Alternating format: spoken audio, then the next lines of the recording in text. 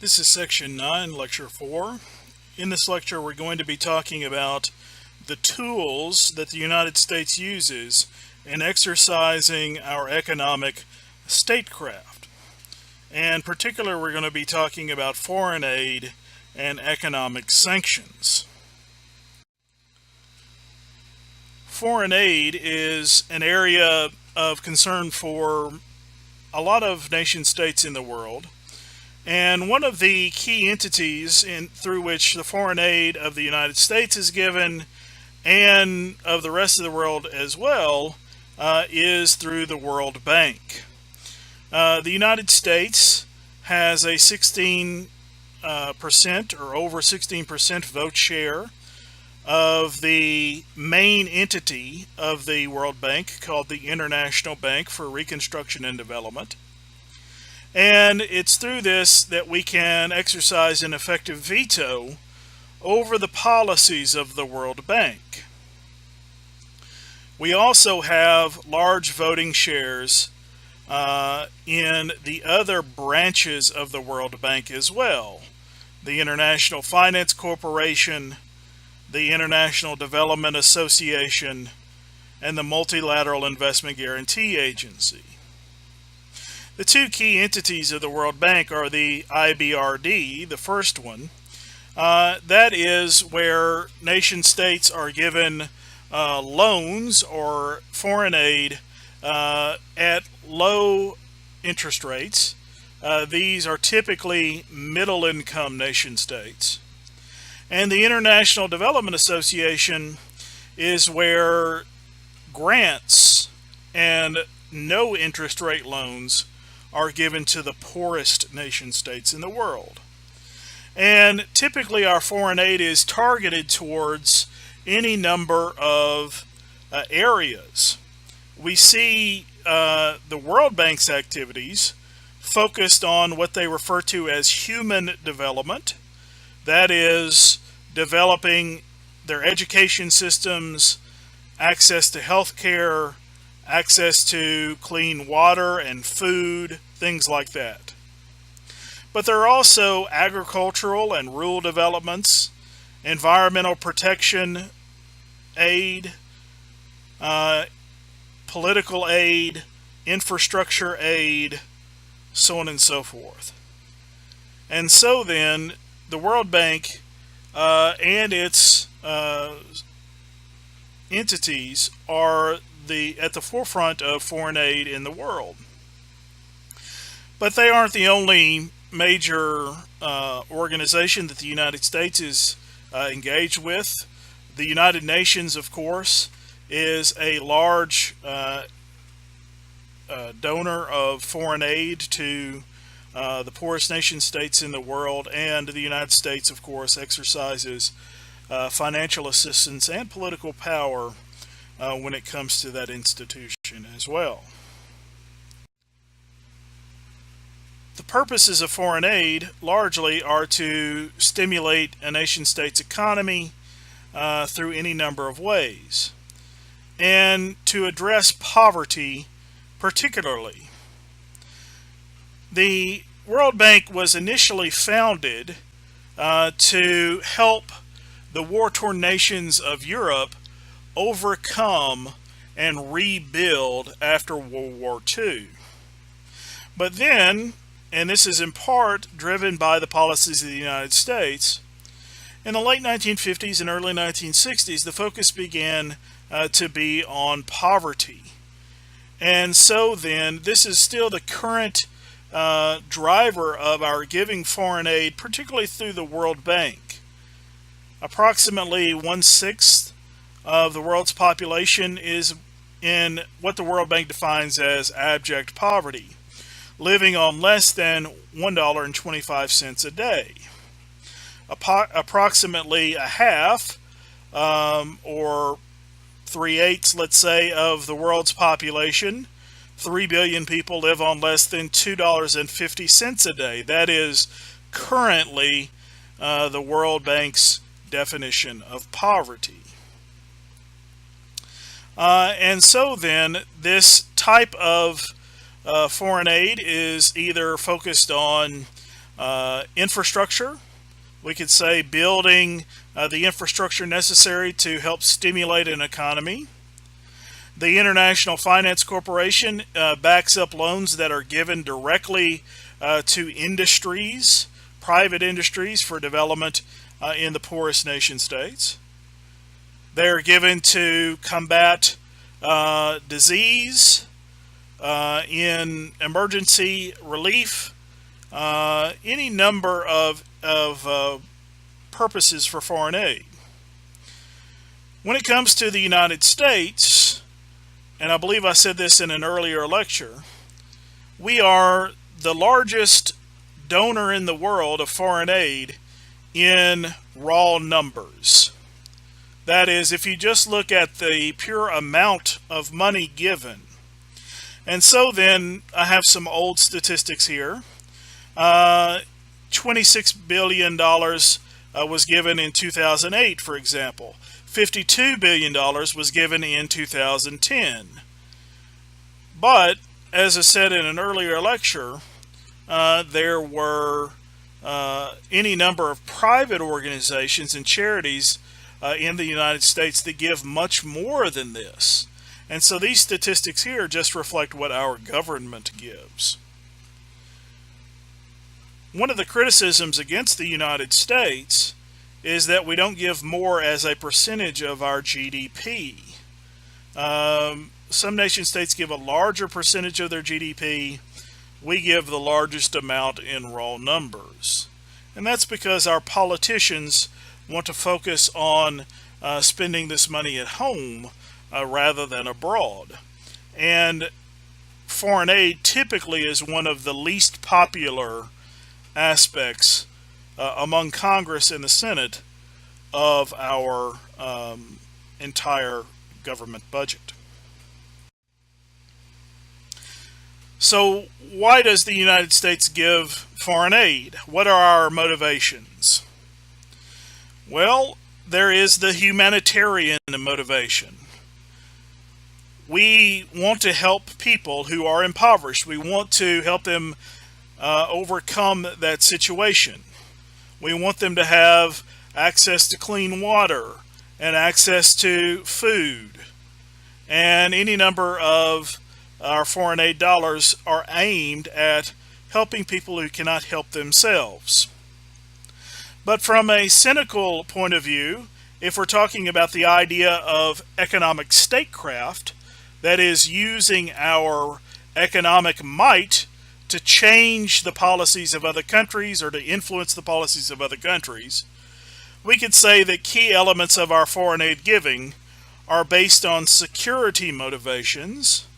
That is, to help create allies or security partners around the world. This also includes helping the United States maintain its bases around the world. We'll give money to a nation state like Turkey in order for them to allow us to still have military bases in their country. Another sort of more cynical motivation for foreign aid is an economic motivation. We give foreign aid in part for economic development, to make nation states more attractive to investment and industrialization, to help them build their infrastructures. Well, that allows U.S. businesses, U.S. corporations to go to those countries and do business. And so the economic motivation for foreign aid is to create and foster global markets for U.S. Goods and services, and to open up those trade relations. There are also political motivations for foreign aid. We have historically given aid to those nation states who are transitioning to democracy. We talked about the idea of containment throughout earlier lectures as being one of the grand strategies of our foreign policy. Well, we gave money, or more money, to those nation states who were fighting against communism. We invested more foreign aid in nation states that were on the borders of the Soviet Empire. And so some of our key allies, like Western Europe and Japan and South Korea, for example, have gotten historically a lot of our foreign aid money because of their geographical position, next to the Soviet Union, thus containing the spread of the Soviet Union as a part of that grand strategy that we talked about throughout the class. And so there are any number of motivations for the United States to give foreign aid. Historically, we see those motivations at play. And so in the post-World War II era, we can see that a lot of our foreign aid was sent or based on that idea of containment, right? Anti-communism efforts, and allowing emerging nation states to then become allies. That would be economic aid and military aid. And so then you see this large number from 1945 to 1990. There were well over $300 billion in loans and grants given just by the United States to specific countries. This doesn't account for our role in the World Bank. This doesn't account for our role in the United Nations and also giving foreign aid through those international organizations. During the Carter administration, we see that humanitarian aid became an aspect of our foreign aid, but also there was a military and political purpose.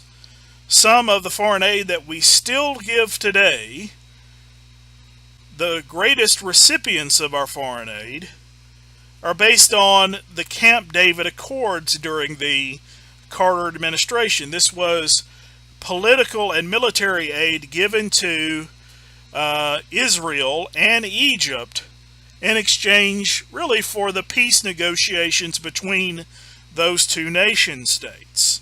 And so historically they have been among the highest recipients of U.S. foreign aid in recent history. Once again, during the Reagan administration, our foreign aid primarily was focused on anti-communist efforts. That goes along with the Reagan doctrine that we mentioned in earlier lectures.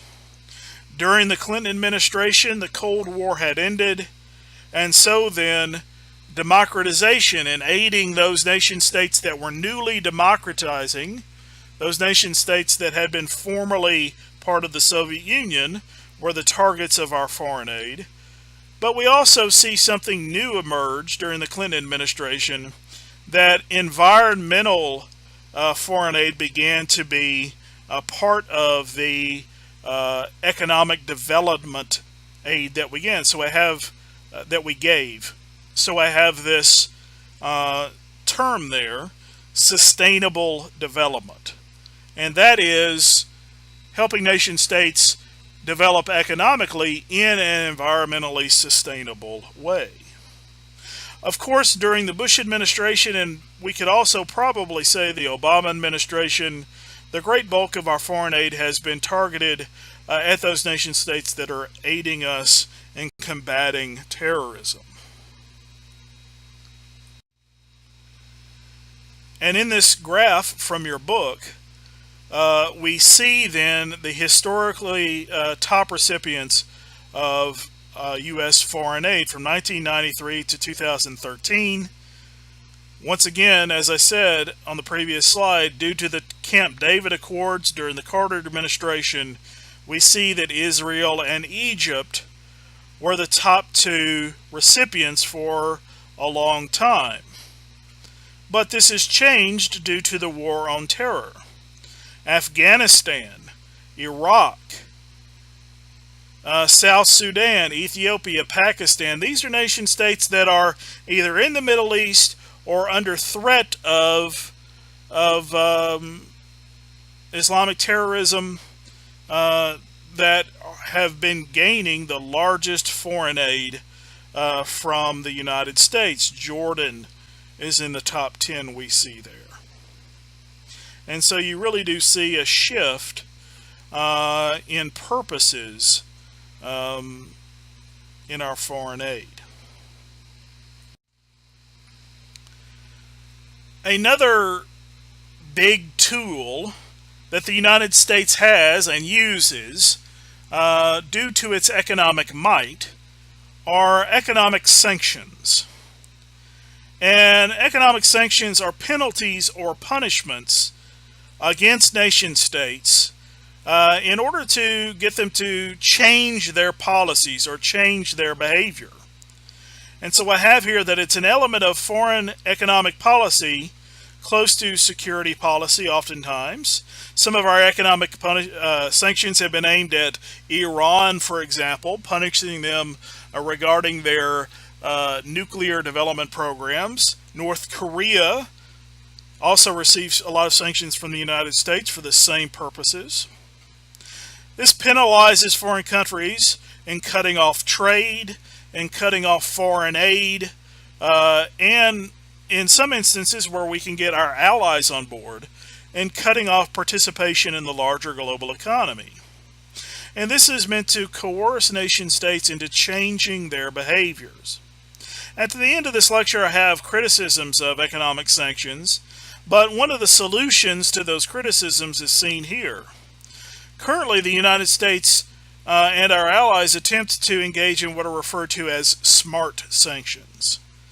And these are specifically targeted sanctions against government elites and elites within a nation state that may not be in the government, rather than the general population, rather than the country as a whole. And so then by punishing the specific political actors in a nation state rather than a country as a whole, maybe we can show those countries that are recipients of sanctions that we're not meaning to harm the people, we're just trying to target the policies that we see that are bad.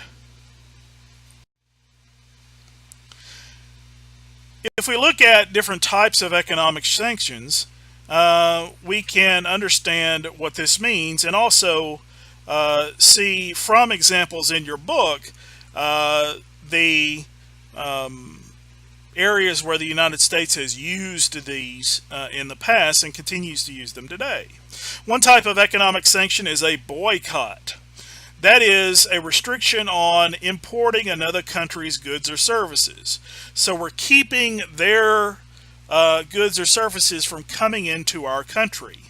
And one example of this, exercised by the United States, but other nation states too, was a ban on what are referred to as blood diamonds. That were diamonds imported that had been used to finance wars in African nation states particularly. And so we have a ban on diamonds from Sierra Leone, for example, in 2001. Another type of sanction is called divestment. And this is the withdrawal of our assets and our money from a foreign country and a ban on future investments into that country. And so one way to punish a nation state is to keep the United States or Americans from investing in that country, or us as a nation state or a government investing in that country too. And this is a policy that was used by the United States towards South Africa to penalize its government for its apartheid policies. One of the best known exercises of economic sanctions by the United States is embargo. And this is kind of like a boycott too. Not only do you keep another country's goods from coming into yours, you keep your goods from going to that country. And so an embargo is a refusal to provide one's own goods and services to a potential customer country abroad. And so you are punishing that nation state by not selling them your goods. Well, this wouldn't work for everyone, and this is why it's a key element of U.S. foreign policy. Because the U.S. has the dominant economy in the world, it really is going to hurt another nation state if we, for example, cut off grain to them, as we did to the Soviet Union following their invasion of Afghanistan, or if we cut off all our goods to one of our closest neighbors, Cuba, as the most dominant or best known economic sanction by the United States. In 1959, the Castro regime came into power and we began an embargo. The Helms-Burton Act added to that embargo in 1996, penalizing countries that benefit from U.S. seized property in Cuba. And so this is an expansion of an economic sanctions, not just to Cuba, but any nation state that is doing business with Cuba. Well then, that's going to have a harsh effect economically on nation states, and ideally get them to come on our side with punishing Cuba for what we saw as bad policy, that is, the Castro regime. Of course, now these sanctions are being lessened. The trade bans and the money exchanges are being lessened by the new agreement in 2015 and 16 by the President Obama administration. Another type of economic sanction is to freeze the assets of that nation state or people within that nation state, its leaders. And so this is where in U.S. banks, and in some instances international banks, leaders of nation states or people within those nation states cannot have access to their bank accounts. If they have a bank account in a U.S. bank, that money is frozen. It's not stolen by the United States, it's just frozen. They can't have access to it. And so an example of this is that we froze the assets of Syrians, particularly those of the Assad family and higher-ups in their government, due to our dislike of their actions during the Syrian civil war. Suspension of foreign aid is another economic sanction. And if we cut off foreign aid to a nation state, once again, because we're the largest provider of foreign aid and we're the largest economy in the world, then that has a true penalty for a nation state. And so then we see there at the bottom of this slide our current U.S. sanctions and targets of sanctions. This is probably not an exhaustive list, but we see the more recent recipients of U.S. sanctions. And these descriptions and examples can be seen on table 11.4 in your textbook. One of the problems with sanctions is that they rarely work, or they work very slowly. And sanctions rarely translate into the desired effect immediately. They have to be a part of a larger military or diplomatic effort in order to be effective. One of the criticisms against sanctions is they may punish the entire population of a country, its civilians, rather than its government. And this is the reason that we now target on what we call smart sanctions, targeting a nation state's leaders or its elites, rather than the country as a whole. Another problem with sanctions is that unilateral sanctions don't work as well as multilateral sanctions. This is where the United States by itself, unilaterally, would place sanctions on another country. In order for them to be effective, we need multilateral sanctions. We need a lot of countries participating in punishing a nation state, because if the United States cuts off trade or cuts off aid with a country, it's going to be hurt because we're the largest economy in the world. But if they can do business with all other countries in the world, they're really not going to be that much affected. And so we need those other countries to engage in sanctions also, in order for them to be effective. And so it's really not possible to understand the true effect and measure of economic sanctions, yet it is a large part of our economic power and our foreign policy and how we attempt to exercise our power in the world.